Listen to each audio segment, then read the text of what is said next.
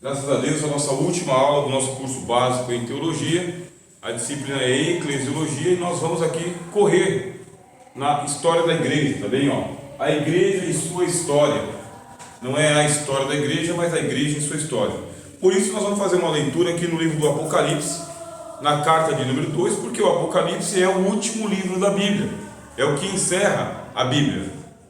E são as últimas palavras inspiradas diretamente para as 7 igrejas.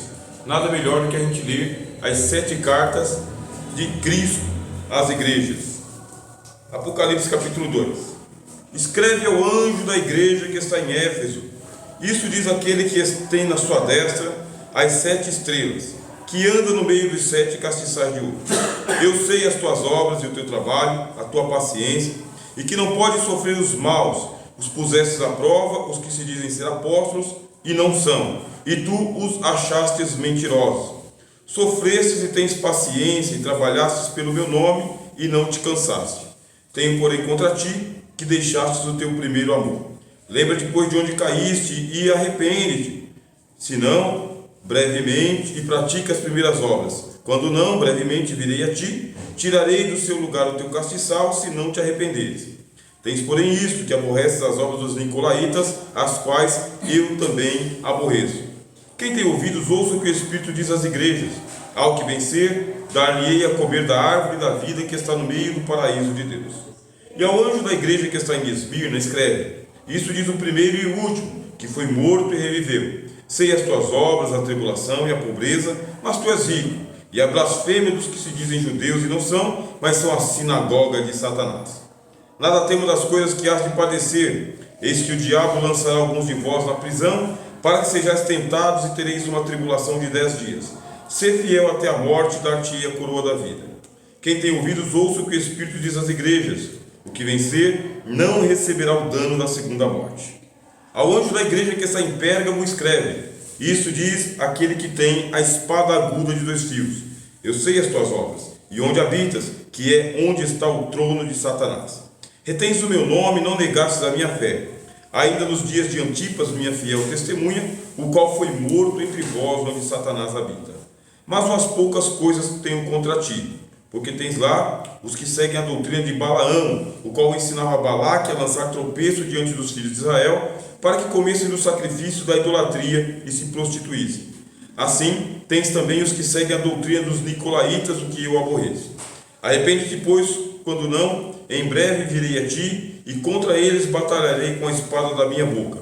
Quem tem ouvidos, ouça o que o Espírito diz às igrejas. Ao que vencer, darei eu a comer do maná escondido, e dar-lhe-ei uma pedra branca, e na pedra um novo nome escrito, o qual ninguém conhece, senão aquele que o recebe. E ao anjo da igreja de Tiatira escreve: isso diz o Filho de Deus, que tem os olhos como chama de fogo e os pés semelhantes a latão reluzente. Eu conheço as tuas obras e o teu amor, o teu serviço, a tua fé, a tua paciência, e que as tuas últimas obras são mais do que as primeiras. Mas tenho contra ti que toleras que Jezabel, mulher que se diz profetiza, ensine e engane os meus servos, para que se prostituam e comam dos sacrifícios da idolatria. Dê-lhe tempo para que se arrependesse da sua prostituição, e não se arrependeu.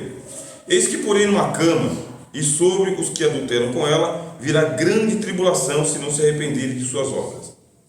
Ferirei de morte a seus filhos, e todas as igrejas saberão que eu sou aquele que sonda as mentes e os corações, e darei a cada um de vós segundo as vossas obras. Mas eu vos digo a vós e aos restantes que estão em Tiatira, e a todos quanto não têm essa doutrina e não conhecem, como dizem, as profundezas de Satanás, que outra carga vos não porei. Mas o que tendes, retende-o até que eu venha. E ao que vencer e guardar até o fim as minhas obras, eu lhe darei poder sobre as nações, e com vara de ferro as regerá, e serão quebradas como vasos de oleiro. Como também recebi de meu Pai, dar-lhe-ei a estrela da manhã. Quem tem ouvidos, ouça o que o Espírito diz às igrejas. E ao anjo da igreja que está em Sardes, escreve: isto diz o que tem os 7 Espíritos de Deus e as 7 estrelas. Eu sei as tuas obras, que tens o nome de que vives e estás morto.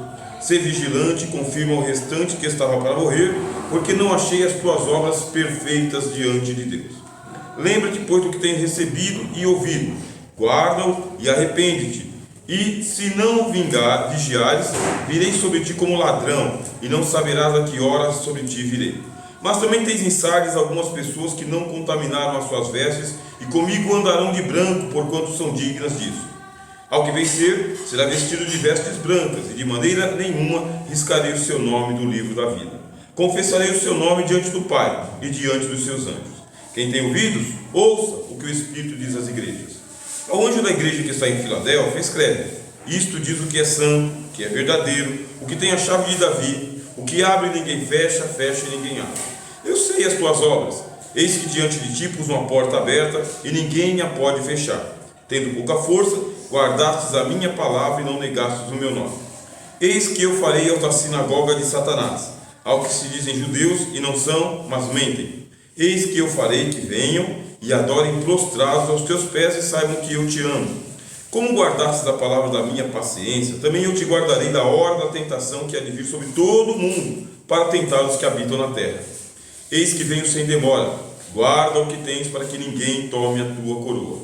A quem vencer, eu farei coluna no templo do meu Deus, e dele nunca sairá. Escreverei sobre ele o nome do meu Deus e o nome da cidade do meu Deus, a nova Jerusalém, que desce do céu, do meu Deus, e também o meu novo nome. Quem tem ouvidos, ouça o que o Espírito diz às igrejas.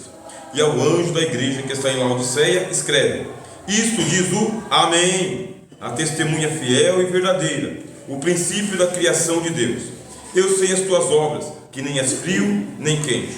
Tomara que foras frio ou quente. Assim, porque és morno e não és nem frio e nem quente, vomitar-te-ei da minha boca. Como dizes: rico sou e estou enriquecido, e de nada tenho falta, e não sabes que és um desgraçado, miserável, pobre, cego e nu. Aconselho-te que de mim compres ouro provado no fogo para que te enriqueças, e vestes brancas para que te vistas, e não apareça a vergonha da tua nudez. E que unjas os teus olhos com colírio para que vejas. Eu repreendo e castigo a todos quanto amo. Sê, pois, zeloso e arrepende-te. Eis que estou à porta e bato. Se alguém ouvir a minha voz e abrir a porta, entrarei em sua casa e com ele cearei e ele comigo. Ao que vencer, lhe concederei que se assente comigo no meu trono, assim como eu venci e me assentei com meu Pai no seu trono. Quem tem ouvidos, ouça o que o Espírito diz às igrejas. Amém.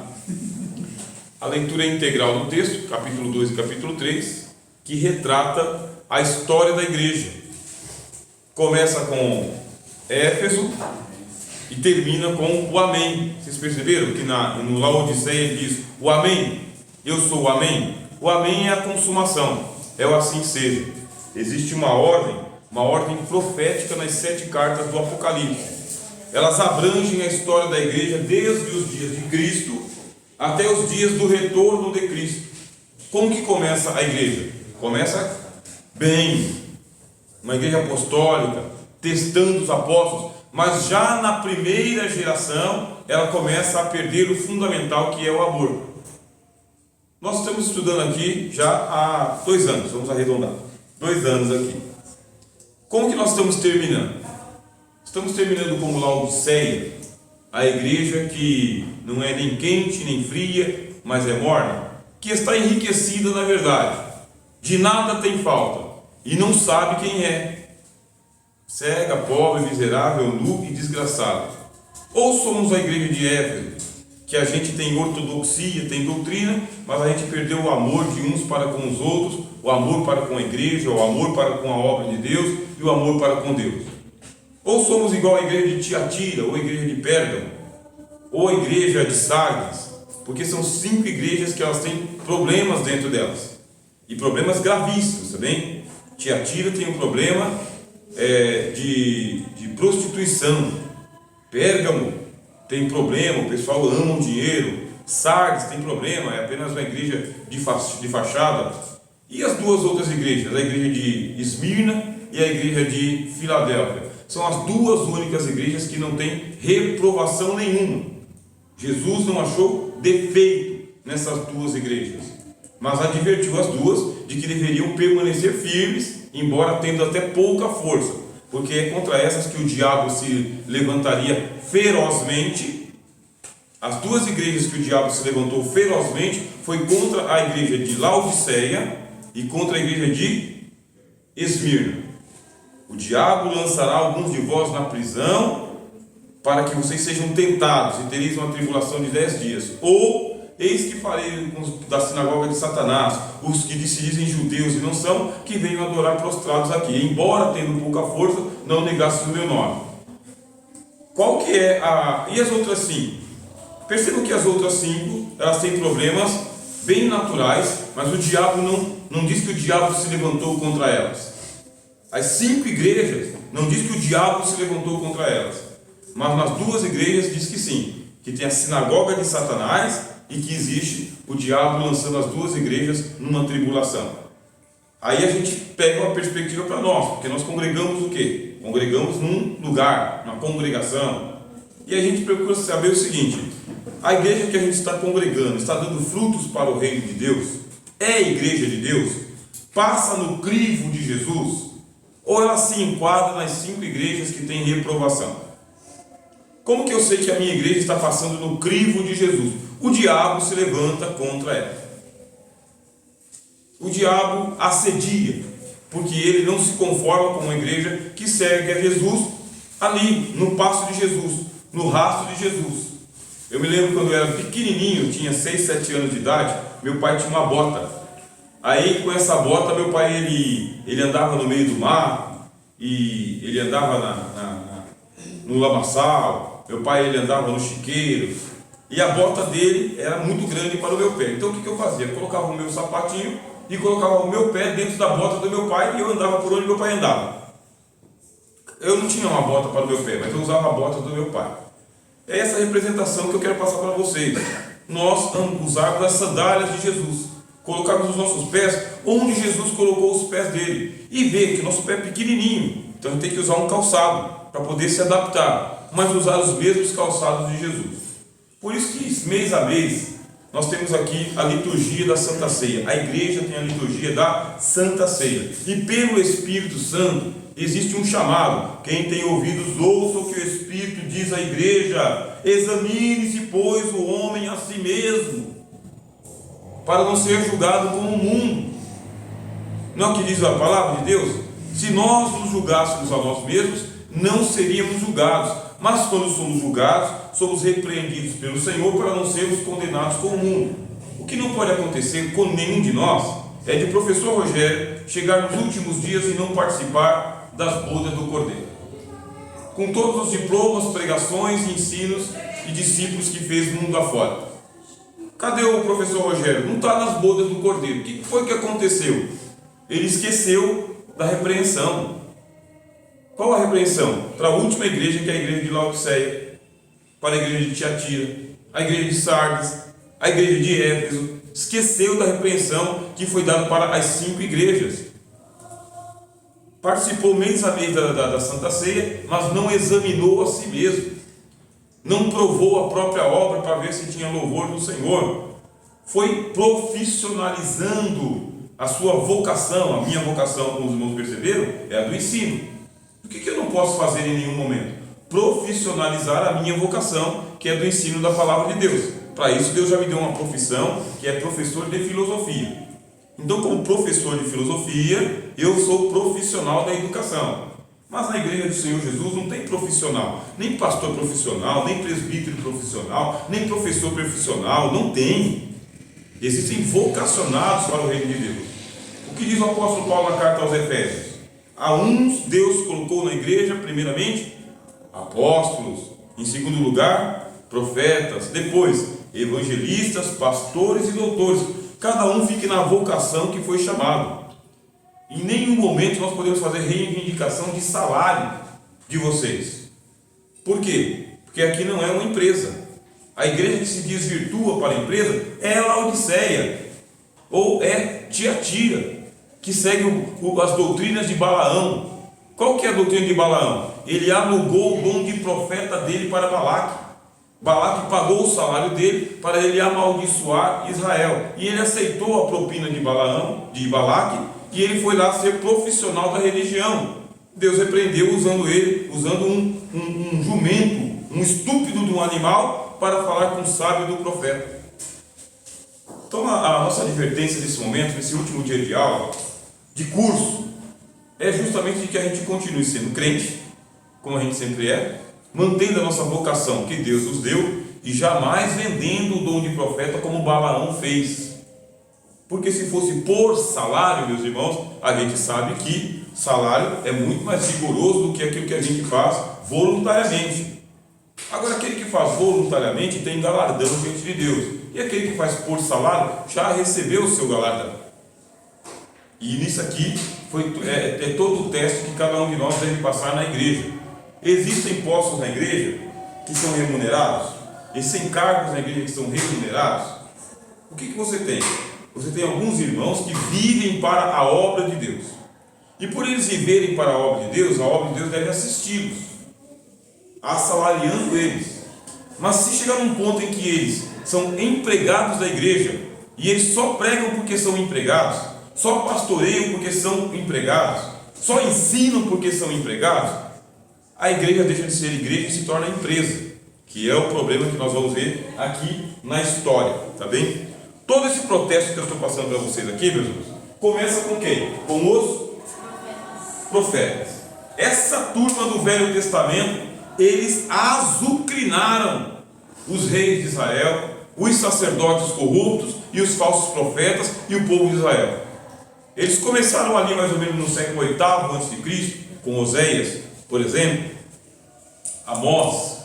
Eles começaram a denunciar os pecados do príncipe e do sacerdote e do povo. E isso custou o que para eles? Custou a vida. O Senhor Jesus falou que o sangue dos profetas começou a ser derramado em Abel e só terminou com Zacarias. O sangue de Abel junto ao altar, que ele estava fazendo o sacrifício, e Zacarias lá junto ao altar também. Aí o Senhor Jesus falou: o sangue de Abel, o sangue dos justos, será vingado nesta geração, desde Abel até Zacarias, a quem vós matastes, disse o Senhor Jesus. Mas como assim a gente não matou? Não matamos ninguém, mataram sim. Quando você diz um sim, um amém para quem fez o erro, você concordou com ele também. A igreja, meus irmãos, ela é a igreja de Jesus, do Espírito Santo e dos crentes. Então, quando o espírito de profecia vem, a profecia tem que ser entregue. A gente não estudou isso aqui? O espírito de profecia está na igreja. E a profecia serve para quê? Serve para edificar, serve para exortar e serve para consolar. Veio a palavra da profecia. O que eu posso fazer? Só posso entregar a profecia. E ela vai sem fazer curva. Ela chega onde que tem que chegar. Assim, os profetas de Israel, eles são chamados de proto-cristãos. Antes de Cristo, tá vendo? Primeiros cristãos. Antes de vir o grande profeta, vieram os proto-cristãos. E não negaram o fogo, tá vendo? Não negaram a vocação deles, não. Você lê a carta do autor aos Hebreus, no capítulo de número 11, que fala o quê? Que o mundo não era digno deles. Porque ser profeta não era para qualquer um. Ninguém chama a si mesmo profeta. Só é profeta aquele que é chamado pelo Senhor. E o que diz o Amós? Rugirá o leão e nós não ficaremos com medo? Rugiu o leão, mandará o Senhor, e o profeta não vai profetizar? O profeta profetiza. Ponto. Custou a vida deles. Todos eles foram mortos, foram degradados, perseguidos, escorraçados, espoliados de seus bens. Todos eles, pessoas de quem o mundo não era digno, até chegar o profeta, Cristo. Moisés, ele disse: o Senhor nosso Deus levantará no meio dos nossos irmãos um profeta semelhante a mim, a ele vocês devem ouvir. Moisés apontou para o Cristo. Chegou. Vai precisar sair? Tá bom. Precisar. Chegou o Cristo. O Cristo não podia perder para ninguém, vocês entenderam? Ele não podia ser menos profeta do que Jonas, não podia ser menos profeta que Isaías, menos profeta do que Elias, Eliseu, menos profeta do que Moisés. Comparado com Jesus, todos os profetas são sombras do Cristo. Ele é o cabeça da igreja. Ele é o redentor da turma do Velho Testamento. Todos os que morreram no Velho Testamento morreram na fé do Cristo, do Espírito de Cristo que estava neles. O Espírito de Cristo estava neles. Eles morreram por aquela pregação porque eles tinham fé de que o Cristo estaria ressuscitando eles. Como disse Jó: eu creio que o meu Redentor vive e que por fim se levantará sobre a terra e os meus próprios olhos o verão. Senão não valeria a pena. Eles morreram crendo. Quando chegou o Senhor Jesus, não ficou devendo nada para Elias, nem Eliseu, nada para Ezequiel, Daniel. Por quê? Ele foi maior que todos os profetas, na palavra, na fé, na humildade e no poder do Espírito Santo. Ele é o Filho. Aí o que acontece? Ele fecha o Antigo Testamento e ele abre o Novo Testamento. E como que ele abre o Novo Testamento? Com o Evangelho. Para quem que ele entrega o Evangelho? Ele entrega o Evangelho para a igreja, com a seguinte frase: eu te digo que tu és Pedro, e sobre esta pedra edificarei a minha igreja, e as portas do inferno não prevalecerão contra ela. É assim que ele inaugura a igreja dele. Eis que te dou a chave do reino dos céus. O que você ligar na terra está ligado nos céus. O que você desligar na terra está desligado nos céus. Ele funda o quê? Ele funda o apostolado. E os apóstolos não podem ficar devendo para os profetas, pessoal. Não podem. Os apóstolos, eles precisam se equiparar com os profetas. Qual é a diferença? Eles já não são mais próprios cristãos, eles são cristãos. Eles já têm a pedra fundamental, que é Cristo. E eles vão tomar conta da igreja. Aí você tem a era apostólica. A primeira era da igreja é chamada de era dos apóstolos. Durou quanto tempo? Durou em torno de 70 anos, tá bem? Mais ou menos. A gente pega aqui do ano 30 até aproximadamente aqui o ano 90 ou 100, porque o apóstolo João morreu em torno de 96, 95, a gente não sabe. Ele morreu em 70 anos depois de Jesus. Então você tem uma igreja apostólica de 70 anos de história. Desses 70 anos a gente resgata qual? Nós resgatamos até o ano 62, quando o apóstolo Paulo foi preso. Começa em Jerusalém, ano 30, e vai até o ano 62. O livro de Atos tem 30 anos de história da igreja. Em quantos capítulos? 28 capítulos. 28 capítulos para contar 30 anos de história da igreja. É pouco, bem pouco mesmo. Por isso a gente não tem no detalhe o que aconteceu. A gente tem alguns fatos. A gente tem o ministério em Jerusalém e o ministério do apóstolo Paulo entre os gentios, as 3 viagens missionárias. 30 anos de história da igreja. O que a gente descobre? Nós descobrimos que Deus plantou a igreja judaica, com sede em Jerusalém. Começou com quem? Começou no cenáculo. Cenáculo foi o primeiro templo da igreja. Aquele cenáculo onde Jesus ele fez a ceia, a primeira ceia e a última Páscoa. Aquele cenáculo pertencia a alguém da classe média, tá bem? Alguém que tinha posses, porque se fosse um pobre, a casa dele não teria um cenáculo. Os pobres eles tinham uma casa que era um casarão onde todo mundo morava junto. Assim que eram os pobres. É o casarão da família. Dividia com o quê? Dividia com cortina, lençol. É assim que se dividia os quartos, dentro do casarão. E a casa dos classe média? Eles tinham a parte de baixo, os cômodos, uma escada por fora que subia para o cenáculo. O cenáculo, onde vai acontecer a cena da ceia. O Senhor Jesus tomou de empréstimo o cenáculo, é uma família já conhecida de Jesus, tá bem? E ele fez ali a primeira ceia e a última Páscoa. Nós não celebramos a Páscoa judaica. A igreja não celebra a Páscoa judaica. É importante eu falar isso para vocês, porque quando chega aqui, na igreja ortodoxa, tem um problema da Páscoa. Páscoa ortodoxa e Páscoa católica. Até hoje, nós estamos na tradição da Páscoa. Páscoa dos católicos. Quando hoje se celebra o dia da Páscoa, existe uma camuflagem dizendo que é por causa do quê? Da morte e ressurreição de Jesus. Aí tem cantata de Páscoa, não sei o quê. E se eu disser para vocês que isso aí não tem nada de Novo Testamento?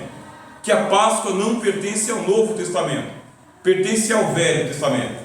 Que a Páscoa é uma instituição para os judeus e que ela se encerrou na noite em que Jesus foi traído, na hora que ele tomou o pão e deu graças dizendo: este pão é o corpo que é partido por vós. Ali se completou a Páscoa, acabou, não tem mais Páscoa para nós.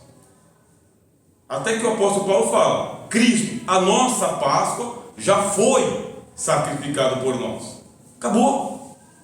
O que foi? O que começou no cenário? Começou a igreja, começou o Novo Testamento. Este é o Novo Testamento no meu sangue, fazei isso todas as vezes que beberdes em memória de mim. Portanto, quando chegar lá a Páscoa, que a igreja vai se mobilizar, fazer cantata de Páscoa, não sei o que, a única coisa que eu aproveito é a sexta-feira da Paixão, que é um feriado, tá bem? Que aí eu já não vou trabalhar, e é o domingo de Páscoa que eu estou por aqui mesmo. É aquela ocasião em que você compra um ovo de chocolate bem caro, 70 e tantos reais, meio quilo de chocolate, né? E você continua dentro de um paganismo. Por quê? Porque o ovo de chocolate não é um símbolo cristão. E a Páscoa que se celebra não é uma Páscoa cristã. Da onde que veio isso? Veio da igreja de Tiatira. Na igreja de Tiatira, o que o Senhor Jesus disse? Vocês estão misturados. Vocês não são uma igreja pura. Vocês não entenderam que nós não somos mais judeus? Que nós não devemos nada para o Antigo Testamento? Que quem está em Cristo, nova criatura é, as coisas velhas já passaram e tudo se fez novo? Esse é o espírito do profetismo que tem que ter na igreja. É de alguém ter coragem de dizer e perguntar: até quando esta igreja vai dar bênção para o Papa de Roma? Porque é lá que tem Páscoa, não é aqui. Mas quem vai dizer isso? Cada ano que passa, desde que eu aceitei Jesus em 94 até hoje, eu só vejo mais Páscoa, mais Páscoa, e mais Páscoa, e mais Natal, e mais Natal, e mais Natal. Só está faltando o dia dos namorados. Sabe qual é o problema do dia dos namorados? É bom para o comércio. Se quiser, a gente tem uns perfumes para vender. Hein? Isso é bom para o dia dos namorados. Acontece que a origem do dia dos namorados é pagã. O dia de São Valentim. Esse dia de São Valentim, ele é o Eros da mitologia grega. O Eros da mitologia grega é filho de Afrodite da mitologia grega. O Eros é o Cupido, o cara que tem uma flecha envenenada e que faz os contrários se apaixonarem e brigarem até que um se separa do outro. Mas quem vai dizer isso no púlpito da igreja? Quem vai conscientizar? Quem de nós aqui vai dizer: pessoal, quando a gente vai acabar com a cantata de Páscoa? Não, só blasfêmia, não é blasfêmia. Eu não tenho uma celebração de cantata de Páscoa nos 30 anos de história da igreja no livro de Atos. Aqueles cabeçudos, aqueles apóstolos, passaram 30 anos sem celebrar uma vez a Páscoa e não disseram nada. Você tem 13 cartas de Paulo, de 7 cartas gerais, que não tem uma orientação para eu celebrar nem Páscoa e nem Natal. Não tem. E por que a gente tem? Porque a gente abraçou o que as outras igrejas foram condenadas: Pérgamo, Tiatira, Sardes. O que é a cantata de Páscoa? Obras mortas, senhores. O que é a cantata de Natal? Obras mortas. Alguma dúvida? Não, mas é tão bonito, eu gosto. Então vamos fazer o seguinte: a gente vai deixar bem claro, tá bem? A gente vai celebrar aqui, mas a gente está dando a mão para o Papa. Tem lá na igreja católica e tem na nossa aqui também, ou não? Vocês podem perceber a espiritualidade do culto de cantata de Páscoa e a espiritualidade do cantata de Natal. Morta, sem emoção nenhuma, a não ser que você faça um show. Você dá uma representação teatral legal, fica bonito, aí a gente vai lá dizer, realmente gostei, pelo menos a história foi recontada. Mas se a gente fizesse a cantata de Páscoa em outra data, o que vocês acham? Que não seja na data da Páscoa. Por que a gente não faz a cantata de Natal em outra data que não seja no Natal? Porque a gente guarda uma tradição. É uma tradição evangélica? Não. É uma tradição católica. Pronto, se é a igreja católica, então a gente se separou da igreja católica, porque não tinha isso, tá? Vocês vão ver aqui, ó, não tinha isso. Por isso, se você faltar no dia da cantata de Páscoa, ou faltar no dia da cantata de Natal, não comete pecado nenhum. Você só vai perder um bom show. Um bom show, o pessoal vai lá, ensaia no coral, tem os hinos lá do nascimento de Jesus, que só pode ser cantado na época da Páscoa, porque só Jesus nasceu na Páscoa. E os hinos de Natal só no Natal. Tem hinos que não se cantam em outro tempo. Vocês perceberam a crítica que está sendo feita agora? Com a Bíblia aberta, na última aula do nosso curso. Tá bem? A era apostólica ela acabou. A igreja judaica em Jerusalém deu origem às igrejas gentílicas. Tá vendo? Porque o Pentecostes aconteceu em Jerusalém, cumprindo o que o Senhor Jesus disse: servias testemunhas tanto aqui, em toda a Judéia, Samaria, até os confins da terra. Aí o que acontece? A igreja, ela sai de Jerusalém e ela chega em Antioquia. Como que ela chega em Antioquia? Perseguição. Os crentes de Jerusalém foram perseguidos. Sabe quais crentes que foram perseguidos na igreja de Jerusalém? Os crentes que eram helênicos, gregos. Porque lá em Jerusalém tinha duas igrejas. Você pode ler lá Atos dos Apóstolos, no capítulo de número 6. Tinha uma igreja que era a igreja dos judeus helênicos, judeus que falavam grego igual a Jesus, que Jesus ele era um judeu que falava o grego, e tinha lá os judeus que falavam só o hebraico, judeu da nata. Quando teve a perseguição em Jerusalém, qual igreja que foi perseguida? A igreja helênica, aqueles que falavam grego. Tanto é que os apóstolos não foram dispersos. Os apóstolos puderam continuar em Jerusalém. Quem que não pôde continuar em Jerusalém? Estevão, que foi morto. Filipe, que teve que sair com o pé no mundo, né? E os demais que eram da igreja helênica também. Todos foram dispersos. Os apóstolos que eram genuinamente judeus ali, da nata, ficaram por ali mesmo. O que acontece? Esses judeus helênicos chegaram em Antioquia e plantaram uma igreja lá. E lá eles começaram a pregar o evangelho só para os gregos, não para os judeus, só para os gregos. Os judeus eram bem-vindos, mas era um trabalho voltado para a evangelização dos gentios. Sabe o que eu coloquei aqui, ó? Igreja gentílica. Daqui também foi parar em Alexandria. Alexandria era do Egito, tá bem? E daqui também foi parar em Éfeso, a igreja que o apóstolo Paulo plantou. E daqui foi parar em Roma. O evangelho se espalhou. Os historiadores dizem que a era apostólica conseguiu alcançar os 4 cantos da terra conhecida. Os apóstolos conseguiram, em uma geração, dar conta do recado, evangelizando todas as nações que eles puderam. Todas. Eles não pararam na marcha. Eles chegavam, pregavam o evangelho, expulsavam os demônios, curavam os enfermos e levantavam uma igreja. Trabalho de 1 ano e meio, 3 anos, eles levantavam uma igreja, uma pequena congregação como a nossa aqui, no Jardim Colorado. Estabelecia lá uma igreja de cerca de 60 a 120 pessoas, era uma espécie de padrão, tá bem? 60 a 120 pessoas, não eram grandes igrejas, grandes catedrais, tempo de perseguição. Então você não precisa imaginar uma igreja com 3 mil membros. Era uma igreja de pequenas congregações. É assim que se pregou o evangelho no mundo inteiro. Até que vai vir a ganância de Roma. Qual que é a ganância de Roma? Catedral, basílica. Não pode ser uma capela, uma manjedoura qualquer, uma igrejinha.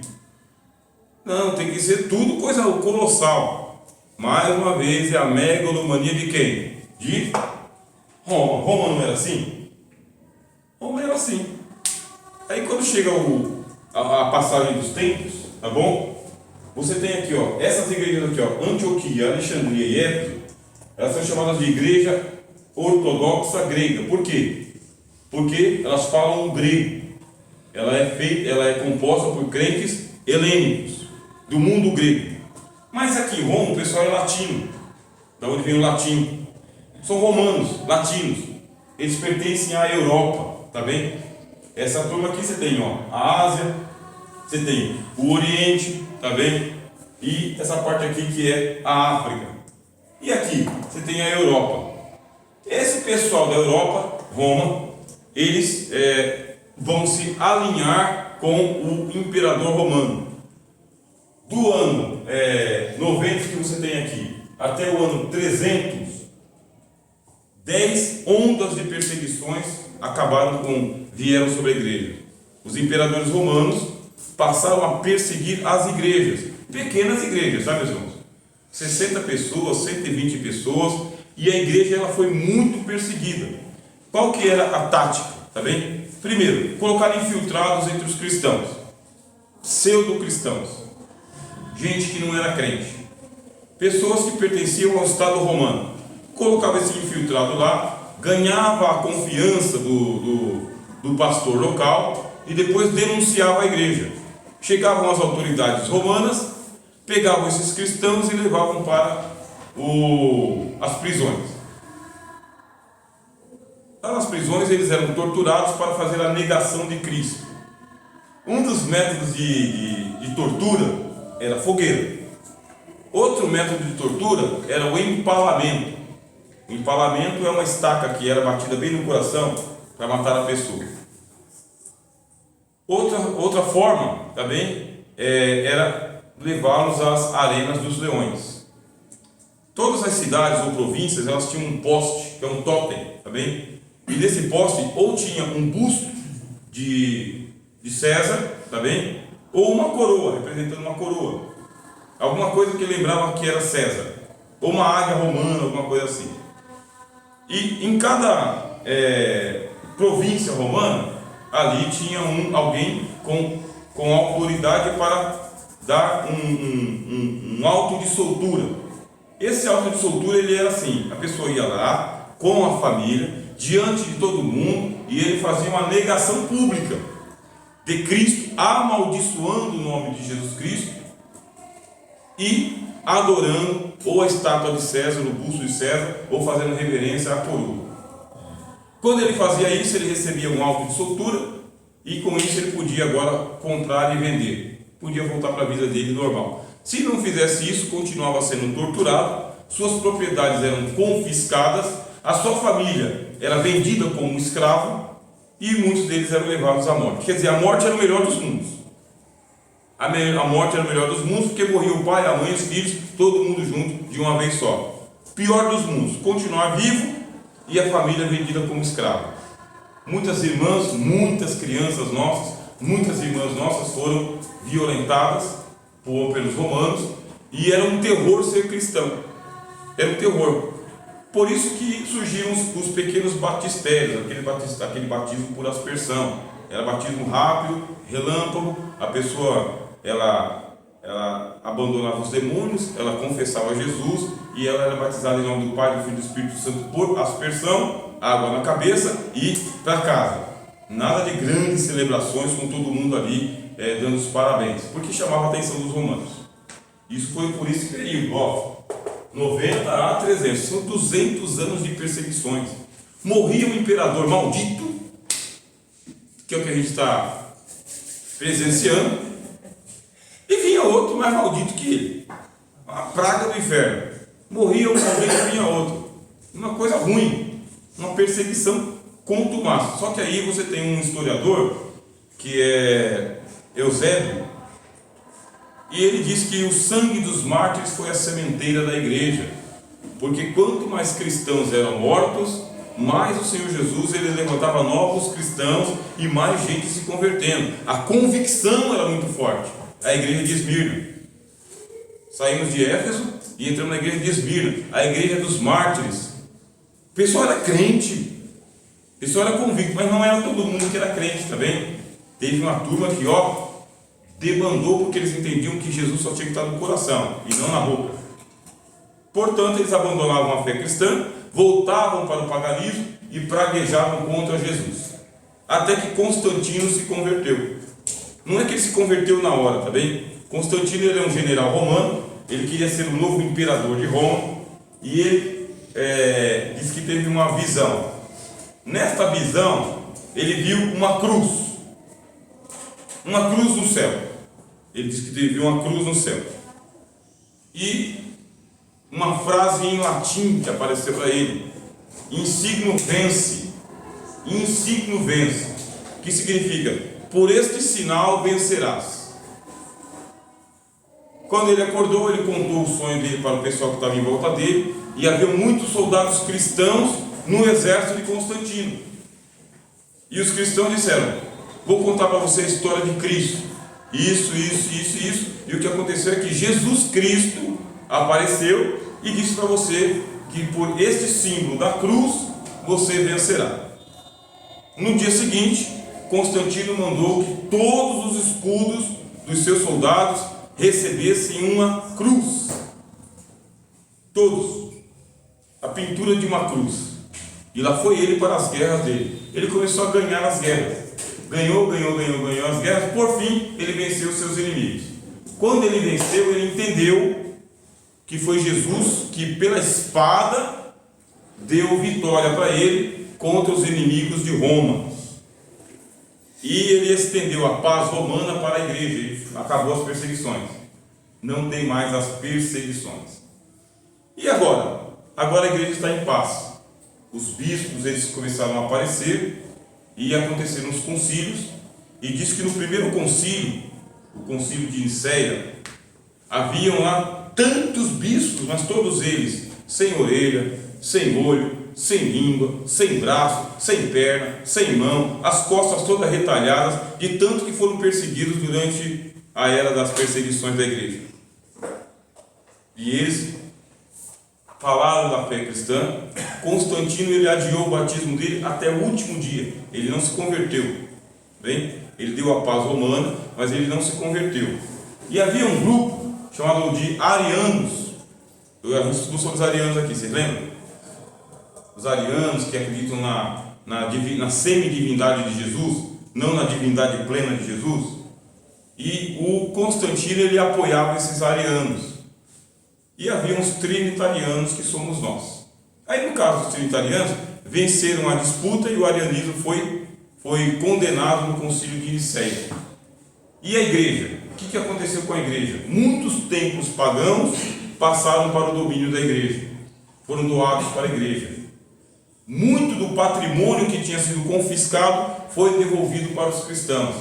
E muitos cristãos foram consagrados ao ministério. E a igreja começou a crescer pujantemente. E agora, como que se fazia a conversão das pessoas? Com naturalidade.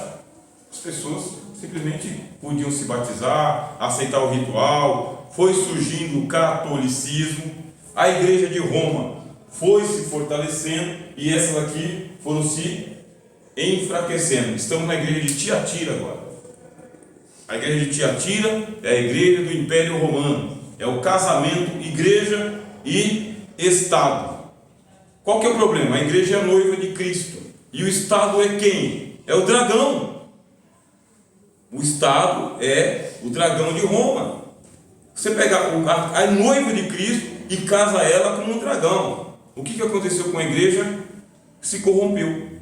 O catolicismo corrompeu o evangelho. O que você vê de catolicismo não aparece em nada com o evangelho de Jesus. Nada. O evangelho de Jesus não se encaixa na igreja católica. Ele é lido e esquecido.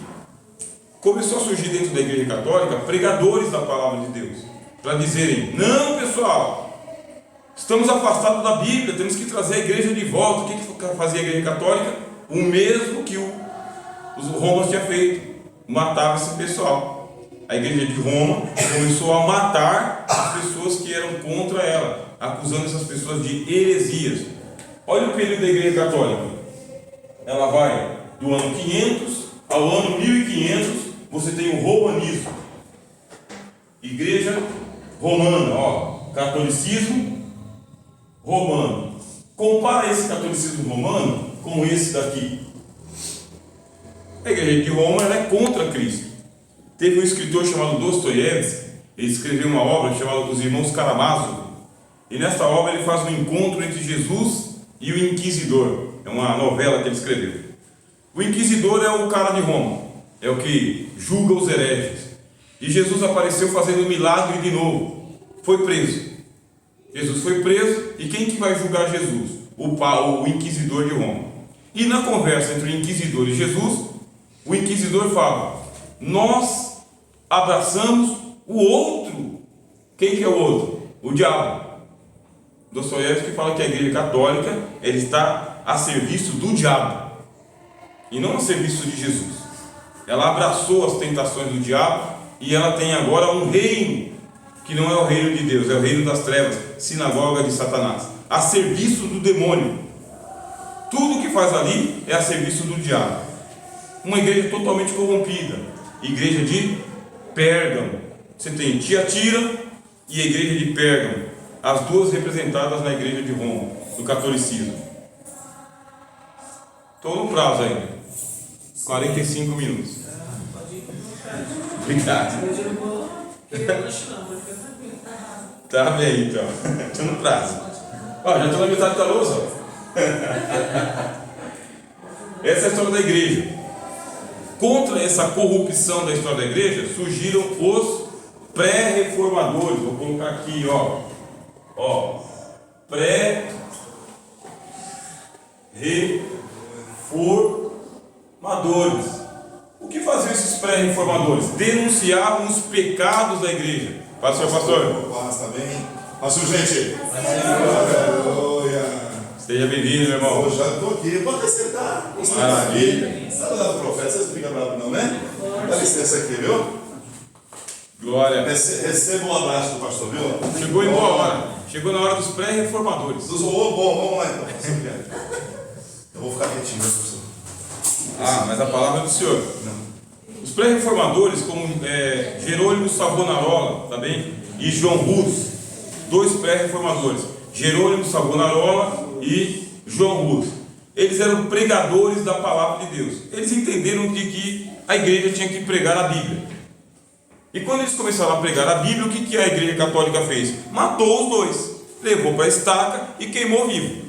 Denunciou eles como sendo falsos profetas e exigiu de que eles se retratassem. Eles não se retrataram e a igreja católica os matou, como muitos outros foram mortos pela igreja católica.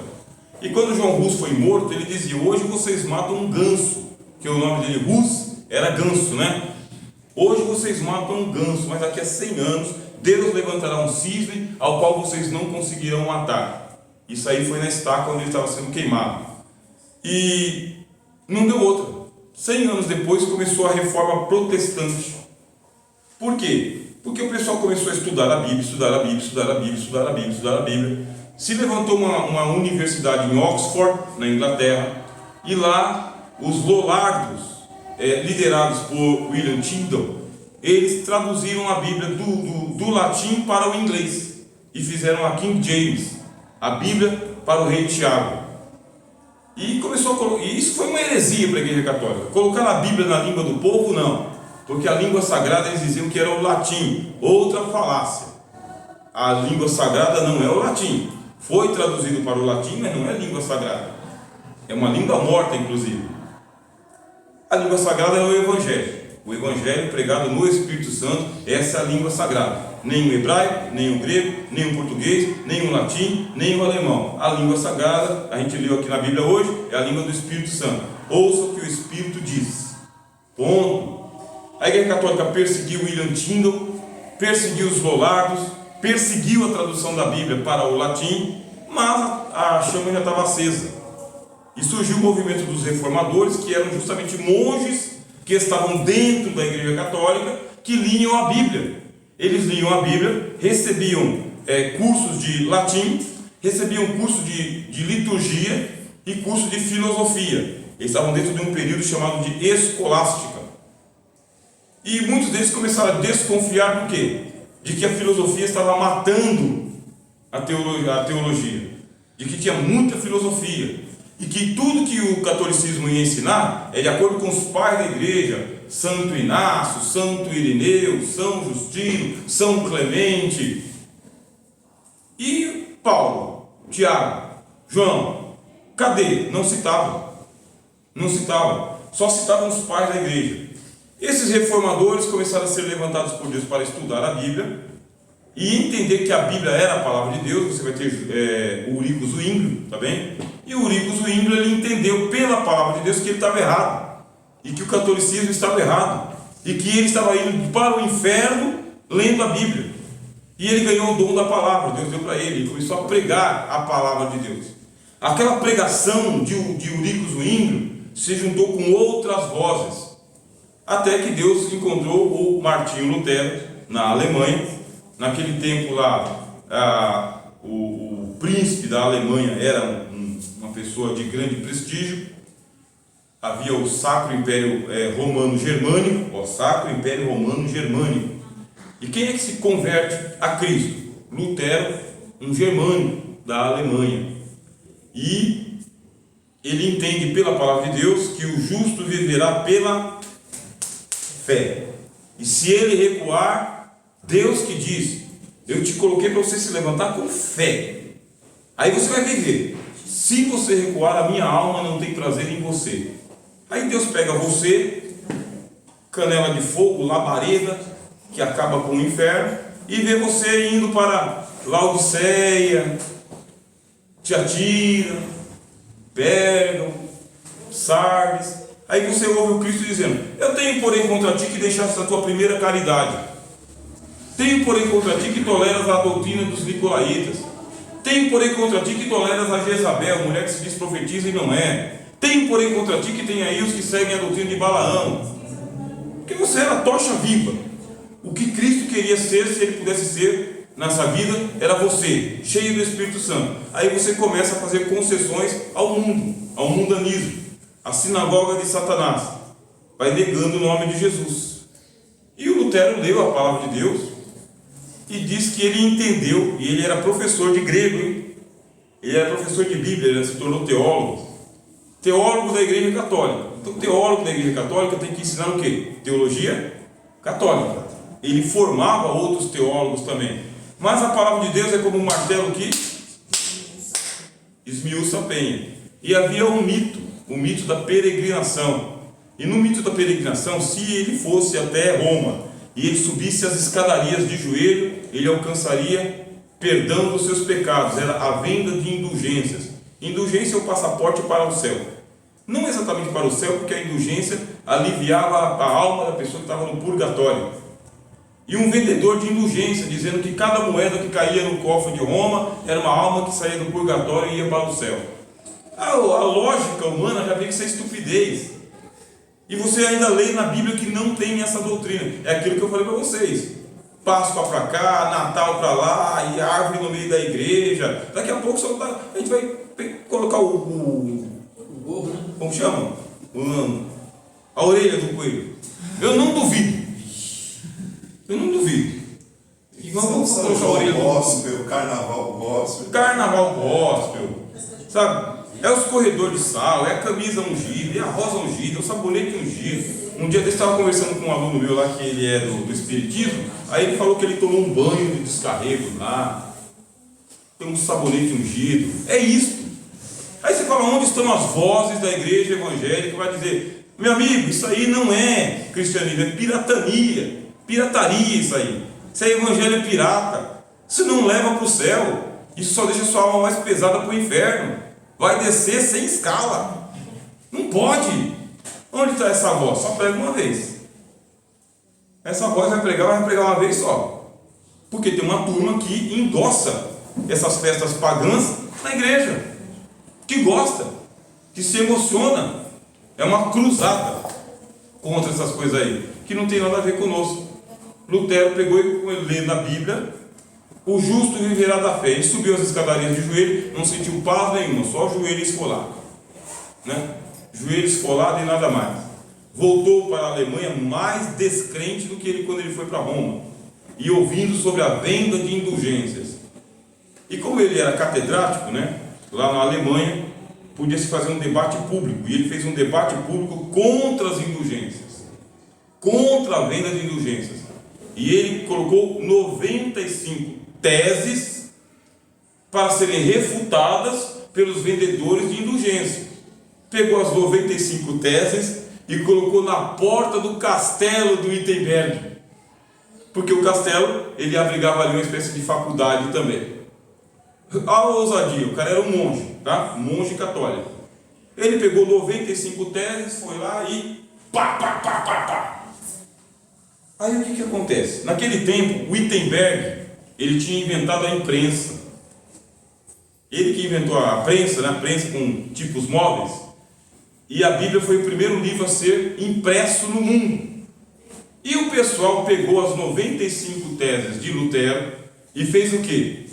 Panfletou uma tese, duas teses, 95, começou a panfletar as teses.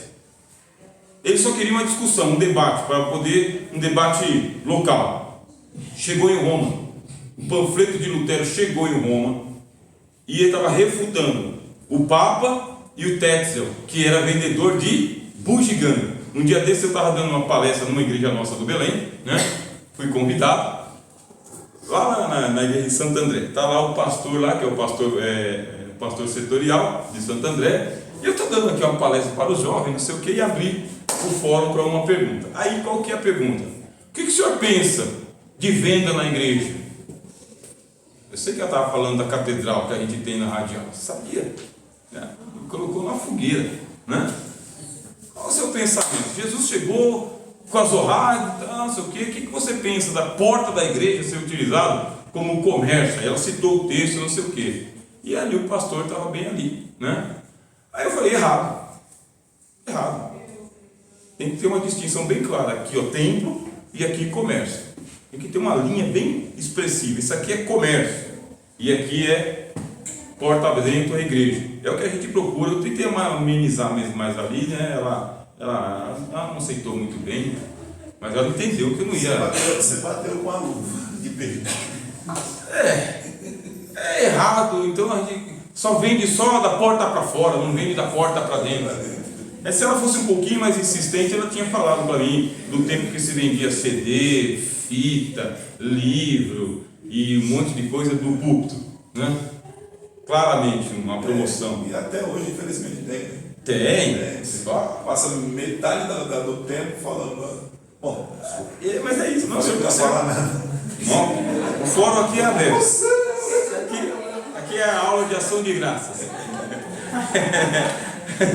No dia da festa, Jesus disse, né? Quem vem tem sede, vem a mim, viva. É o último dia da festa mesmo, né? Eu deixei para festejar tudo hoje. Mas só podia refutar ele acerca do que Jesus queria dizer com a entrada dele no tempo, fazendo aquele arruaço todo. O que estava acontecendo naquele momento. O porquê Jesus agiu da forma que ele agiu. Do que estava eu dei um contexto histórico e tal. Mas se a gente for radical mesmo, tá certo. Não, tem que deixar bem claras as coisas, né? A gente não deixa claro, e existem os espertalhões que eles não são cristãos, não estão vendendo para ajudar a igreja, estão vendendo só para eles mesmos. A gente passava por um sufoco, não sei como que está a Tiradentes hoje, mas terminava o culto lá, cada um montava a sua banquinha lá do lado de fora lá, um vendia queijo, outro vendia leite, outro vendia pão, outro vendia não sei o que. Aí ficava tudo assim, né? Você não sabia se você entrava no culto, se você comprava ali o negócio ali. Acontece. E com autorização de quem? Eu vim aqui em nome do ministério, que não sei o quê, que eu fui abençoado pelo pastor fulano de tal. Mas no dia do Senhor Jesus não vai ter essa papo com conversa, contexto cultural. Pessoal, não. Fazeis a casa do meu pai, mercado.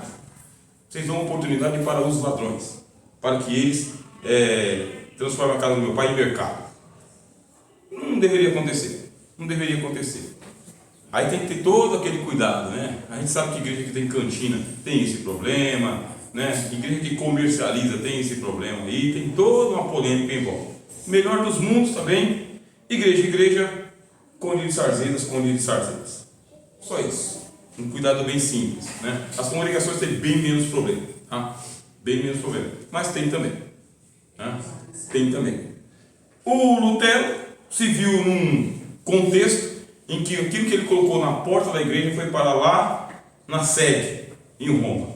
E o Papa veio para cima. O Papa veio para cima exigindo a retratação de Lutero.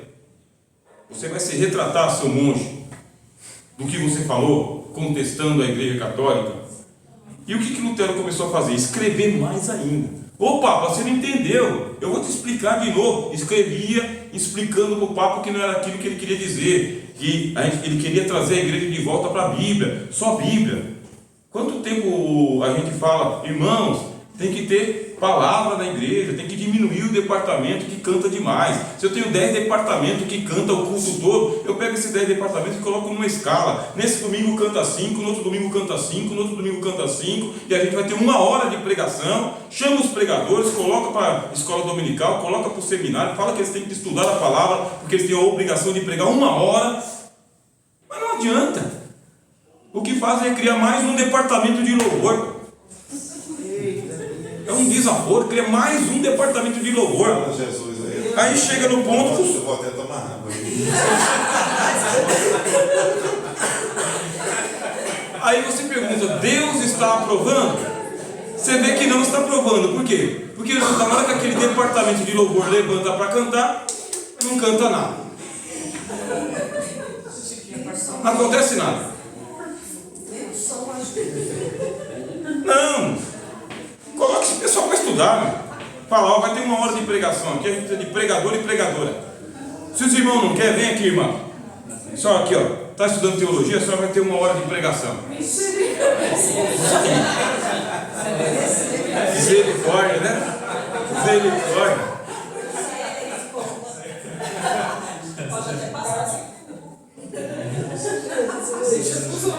Pelo fruto se conhece a árvore. A gente tem que saber, Deus está aprovando criar mais um departamento de louvor? A gente percebe que não, é só mais um playback cantando. Só isso.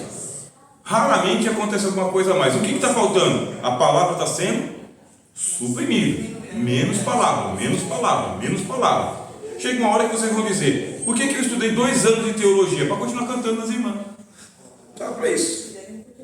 Para isso.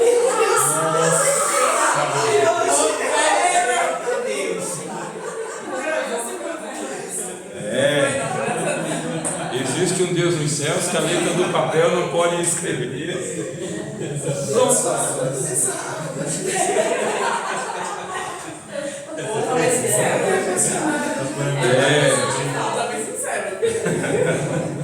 Existe o espírito da revelação de Deus.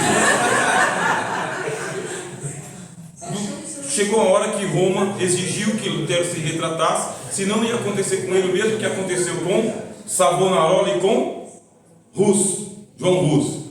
E ele foi levado diante dos inquisidores de Roma, só que aí o imperador Carlos deu um indulto para ele, não um indulto que o cara lá suspendeu esses dias, né?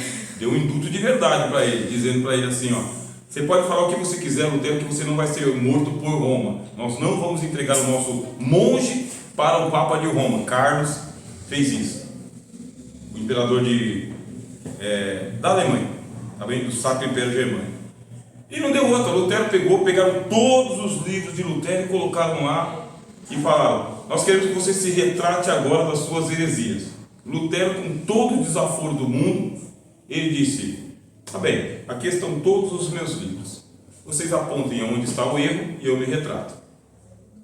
O problema é que eles não tinham lido os livros de Lutero, eles não sabiam refutar Lutero. Uma noite antes ele passou em oração a madrugada inteira, uma pessoa que orava, né? Aí um general chegou para ele e disse assim, Lutero, em todas as batalhas que eu já batalhei, eu jamais batalhei uma batalha igual a sua. Você está lutando contra o mundo. E Lutero disse, assim seja. Lutero contra o mundo. Essas eram as frases curtas de Lutero. O mundo está contra você, assim seja. Lutero contra o mundo. Era o espírito que ele tinha, a audácia que ele tinha. Colocaram os livros dele lá e falaram, e aí? Aqui estão os meus livros. Tem de tudo aqui. Tem conselho para os pais, para os filhos, para os monges. Tem tudo aqui escrito. Vocês abrem um livro e mostram onde está o erro. E se vocês me convencerem que eu estou errado, eu me retrato. Se não me convencerem pela razão e pelas escrituras, não me retratarei. porque não é bom para um homem lutar contra a sua própria consciência, e que Deus me ajude. Ficaram lá o tempo todo torturando ele e não acharam nada. No final, planejaram pegar o Lutero e matar ele. O imperador, sabido como era, foi avisado, pegaram o Lutero e esconderam ele em uma das torres do castelo. Nem Lutero sabia direito onde que ele estava. Ele ficou escondido. No tempo que ele ficou escondido, ele traduziu a Bíblia do grego para o alemão, do hebraico para o alemão. E ele entregou a Bíblia na língua do povo para o alemão. E com a Bíblia traduzida, surgiu a Reforma Protestante. Isso aí, 1517 até os nossos dias. É com esse espírito da Reforma que surgem os pietistas, que é alguém que quer uma palavra mais próxima do dia a dia, não aquela palavra sacramental, uma pregação de congregação. Pode acreditar que quem vive na sede recebe boas mensagens, mas não tem uma palavra assim, estilo congregação, porque só o fato de vou pregar na sede, o cara já vira logo um poliglota. Vou pregar na sede, quer pregar aquela palavra mais rebuscada, mais cheia de conceitos, com mais palavrório. E a sede impõe, né, esse glamour. Na congregação, meu irmão, você chega, abre a Bíblia e o que Deus lhe der você entrega.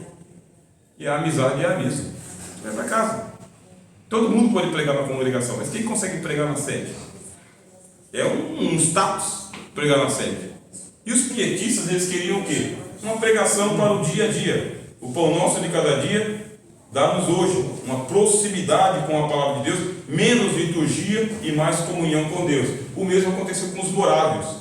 O culto dos moravianos, ele era um culto congregacional, bem simplificado. Leitura da palavra de Deus, oração congregacional e pregação e poucos louvores. Esse era um culto moraviano.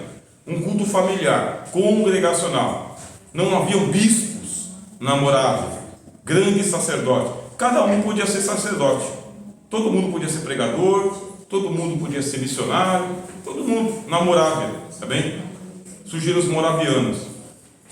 É como os moravianos que vão surgir os anabatistas. Esses anabatistas eram aqueles que falam o seguinte: olha, religião todo mundo tem, mas evangelho quase ninguém tem. O que é um anabatista? Não é porque você nasceu filho de crente, é porque você precisa ser batizado. Quando você tomar a decisão de descer as águas, passar pelo batismo e confessar Jesus como Salvador, aí você vai ser cristão. Mas só porque você nasceu filho de pastor quer dizer que você é crente? Não. Isso aqui são os anabatistas.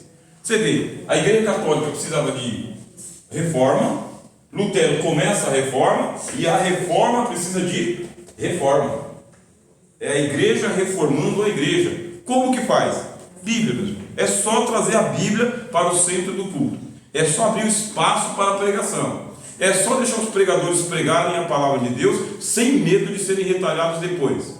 É só deixar o Espírito falar com a igreja. Quem tem ouvidos, ouça o que o Espírito diz às igrejas. Aí nós vamos ver o avivamento que não precisa de grandes congressos.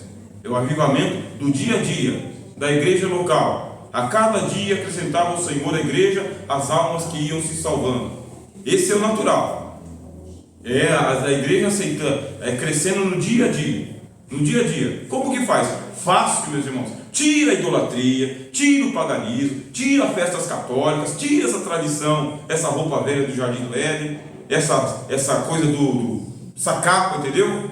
Põe a Bíblia no centro, deixa o pessoal cantar sem muito rebuscamento, prega simplesmente pela inspiração do Espírito Santo, dobra o joelho e ora sem muito rebuscamento, adora a Deus em espírito e em verdade, acrescentará o Senhor à igreja as almas que hão de ser salvas, porque as portas do inferno não prevalecem contra essa igreja.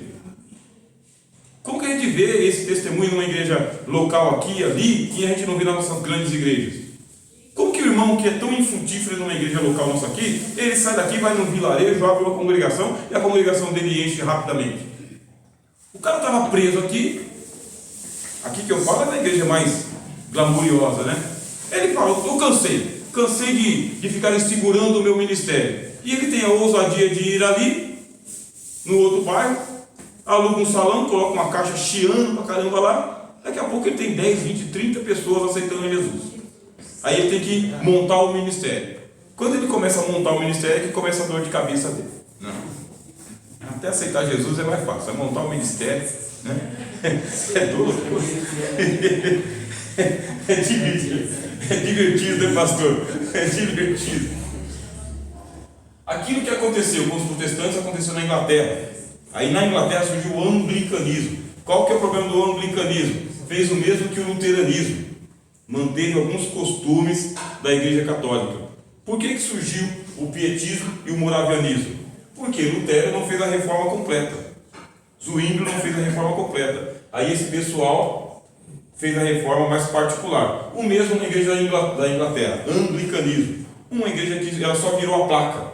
Sabe aquele negócio? Passa-se o ponto. É isso que aconteceu. E dentro da igreja do anglicanismo surgiu o puritanismo, teólogos da palavra, teólogos que queriam saber só dos profetas e do evangelho. Escreveram livros e começaram a pregar, trouxeram um avivamento para a igreja da Inglaterra gigantesco. Milhares e milhares de pessoas surgiram dentro do puritanismo, tá bem? Um movimento importantíssimo. Da igreja da Inglaterra surgiram os presbiterianos. Eles têm origem aqui, tá bem? Na igreja da Inglaterra. Os presbiterianos, os metodistas com John Wesley e George Whitefield, e os batistas, missionários, saíram da igreja da Inglaterra. Destes batistas vieram as missões para os Estados Unidos, as missões para a África, as missões para a Índia e as missões para o Brasil. Quando chega aqui na virada do século XIX para o século XX, surge o pentecostalismo. O que Daniel Berg e Gunnar Wing tinham? Eles tinham só Bíblia, meus irmãos, só Bíblia. Eles eram teólogos médios também, teólogos com um nível médio de teologia. Não eram grandes catedráticos, hebraico, grego, latim, nada disso. Eles eram teólogos médios, de um curso médio mesmo de teologia. Chamado para as missões, atenderam o chamado às missões. Qual que era o diferencial deles? Quando eles aportaram aqui no Brasil, que eles abriam a Bíblia para pregar, o Espírito Santo era na vida deles. Batizados com o Espírito Santo. Daniel Berg, diz a história da igreja, ele era um homem que sempre tinha batismo com o Espírito Santo onde ele estava, sempre. Era o homem da imposição de mãos e a descida do Espírito Santo, junto com Gunnar Wing, que é um pouco mais ilustrado. Gunnar Wing organizou o ministério, mas o ganhador de almas era o Daniel Berg. Ele era o ganhador de almas. Onde ele estava, as almas chegavam, aceitavam Jesus, aí tinha testemunho de cura, batismo com o Espírito Santo e expulsão de demônios. Esses eram os sinais. Começaram a obra lá nos Cafundó do Brasil, lá no Belém do Pará, lá no meio dos índios, junto com eles lá. E a obra chegou até aqui, São Paulo. Questão de 20 anos depois, a Assembleia de Deus já era o maior movimento pentecostal que havia no mundo. Porque a Assembleia de Deus que foi dos Estados Unidos tem a sede no trabalho aqui no Brasil. Eles que começaram. Aí a Assembleia de Deus se agigantou volumosamente e até os anos 80 ainda se tem bastante testemunho de uma igreja pujante, ganhadora de almas, muito ganhadora de almas. Até os anos 80. Aí veio a grande explosão dos anos 90, que foi a última colheita, sabe? A última grande colheita foi nos anos 90. Que muita gente aceitava Jesus e ficava, tá? Um movimento de... Ainda a gente via bastante batismo com o Espírito Santo, e que não precisava do microfone colocar na boca de ninguém, porque era batizado mesmo. Saía que ninguém segurava, ninguém aguentava. Porque era batizado com o Espírito Santo e já largava os vícios, mudava de vida, regularizava a vida de casamento, vida familiar, se tornava bom pagador, abandonava o crime. Esse é o testemunho que a gente ouvia nos anos 90. Tinha muitas manifestações, né, espirituais. Era muito forte, né, cura, era muito forte a manifestação do Espírito naquela época. Houve-se a história que o povo falava, não sou dessa época ainda, sou já do início de 2000, mas havia muita manifestação espiritual por intermédio da parte da igreja. Muita mesmo. Muita. Tinha contenda? Tinha os problemas? Tinha. Mas não tinha cantata de Páscoa. Não tinha.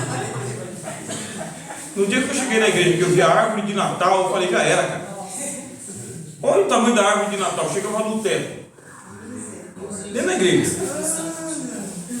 Aí no outro dia eu cheguei e tinha o quentão sem pinga. Festa junina. Tinha a barraca, só faltou a barraca do beijo. Os irmãos fizeram a barraca do beijo, né? Mas tinha a barraca da maçã, como que é? Maçã do amor tinha, né? Do chocolate lá da uva com chocolate. Só faltou a música da quadrilha, mas tinha lá a música evangélica que representava. Era isso. Aí recentemente a gente ficou sabendo que agora mudaram as igrejas e começou a pintar a parede de preto. Agora é uma outra igreja, o nome é Assembleia de Deus do lado de fora. Aí você fala, mudou bastante no século XXI. A igreja Assembleia de Deus no século XXI não é aquela do século XX, não é. A que foi plantada por Daniel Berg, Gunnar Wing, que estava na mão dos pastores, de doutrina, não é mais. Mudou bastante. Graças a Deus existe um remanescente, meus irmãos. Por quê? A igreja de Filadélfia.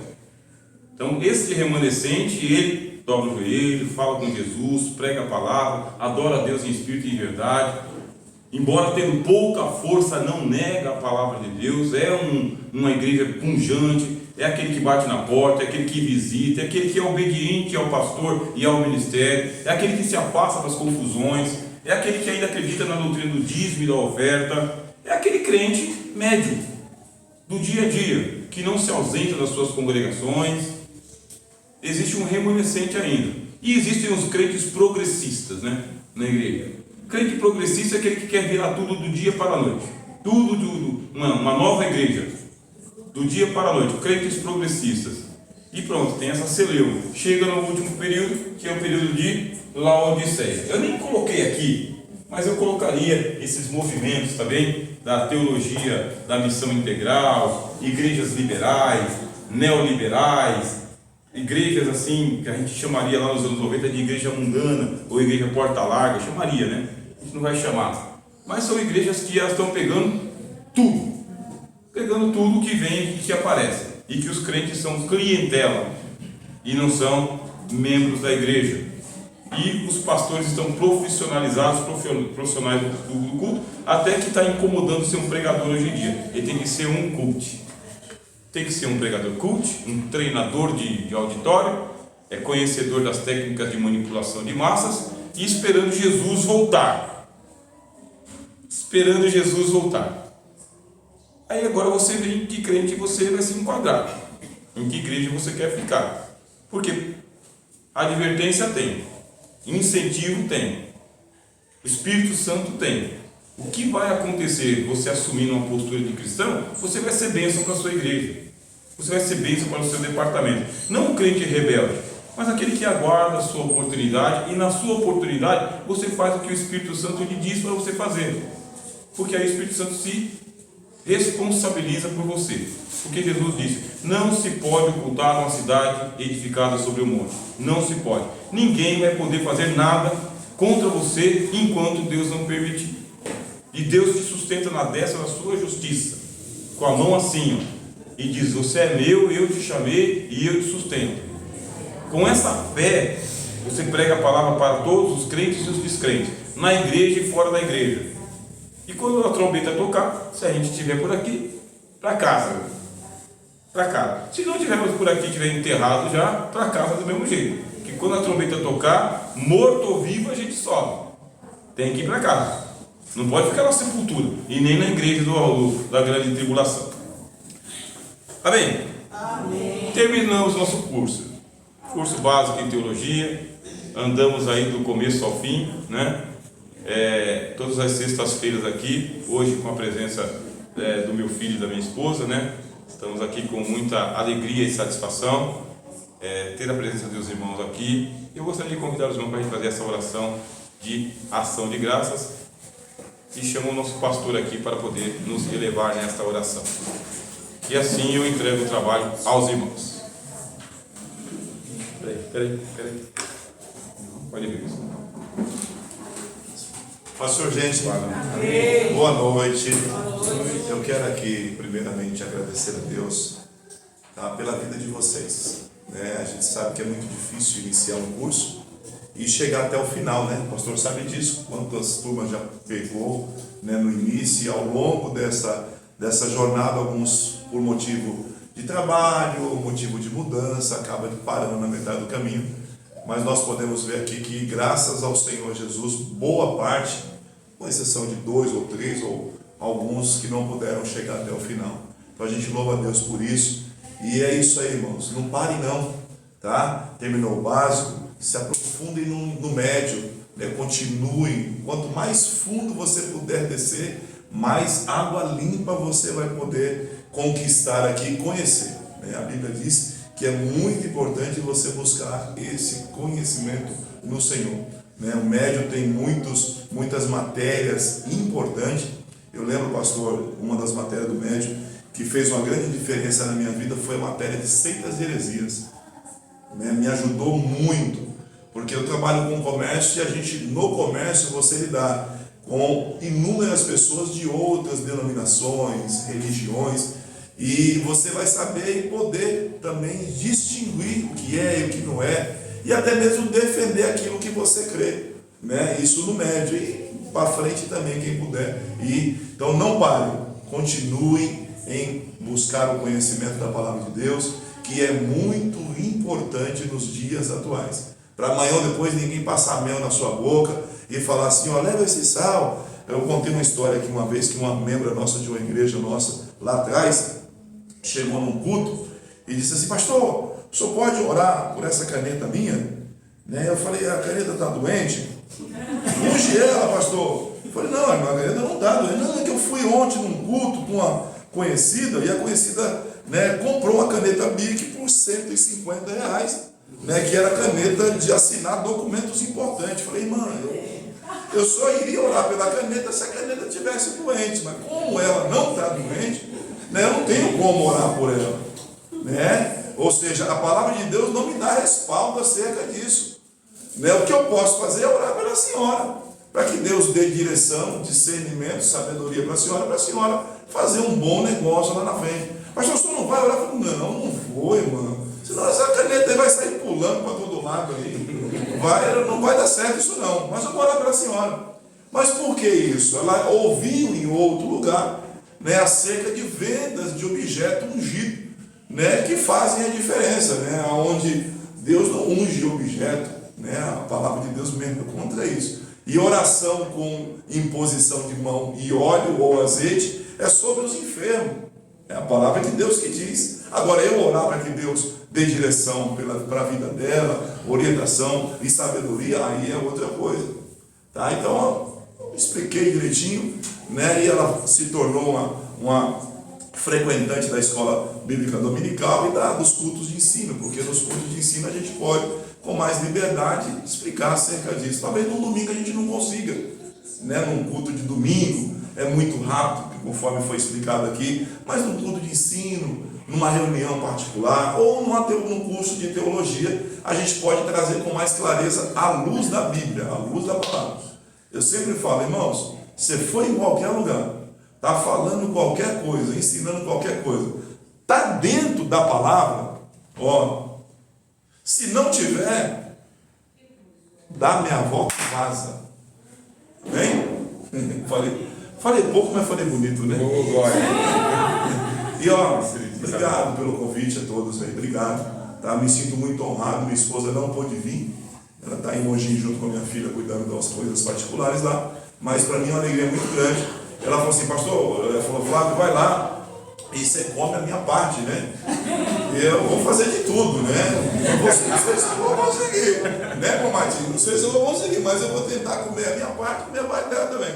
Amém? Pastor, obrigado. Obrigado pelo carinho, pela atenção, pela disposição. Pastor, mora longe, paciência, mora longe. Hoje trouxe a família aqui para congratular junto com os irmãos. Para nós é uma alegria muito grande, viu? E não somente a ele, mas aos pastores que passaram, né? Aqui teve os períodos que o senhor pôde dar aula, mas teve outros pastores que tiveram aqui, né? O Jean, tá? Então, que Deus abençoe a vida de cada um dos irmãos. E ó, se aprofunde no intermédio. Vão para o bacharel, né? Porque eu vejo aqui homens e mulheres de Deus pregando a palavra com autoridade e conhecimento. E ninguém vai passar mel na boca de vocês e querer vender caneta Bic a 150 reais, viu? Aleluia. Nem tijolo ungido a 100 reais. Os espirituais. Vamos orar? Senhor nosso Deus e nosso Pai, queremos te agradecer, Senhor, por essa oportunidade, por esse dia que o Senhor nos concede, de uma vez mais nos reunirmos na Tua presença, na Tua casa, nessa sala, neste momento. Eu quero te agradecer, ó Deus, pela vida do pastor Rogério, pela sua família, pela vida do pastor Lucimar, pela vida do pastor Jean, pela vida do pastor Zé de Almeida, pela vida dos alunos que aqui estão. Que o Senhor continue abençoando, que o Senhor continue ajudando, orientando, dando-lhe sabedoria, orientação e capacitação. Abençoe, Senhor, a cada um dos teus filhos. Abençoe a tua igreja aqui no Jardim Colorado. Abençoe a vida do nosso pastor Davi Fonseca, a sua família e o ministério ao qual servimos a ti. Senhor, que o Senhor estenda as tuas mãos e abençoe por amor ao teu nome. Senhor, e seja conosco, Deus, nesse término, Pai. Essa é a oração que nós fazemos esta noite e por ela nós agradecemos por tudo, em nome do Senhor Jesus. Posso pedir aqui uma deixinha? A Sara está fazendo aniversário hoje, né? Chama ela aí para nós orar, Léo, por favor. Já que estamos aqui reunidos, né? Todo mundo junto. Glória. Né? Por favor. Vem cá, vem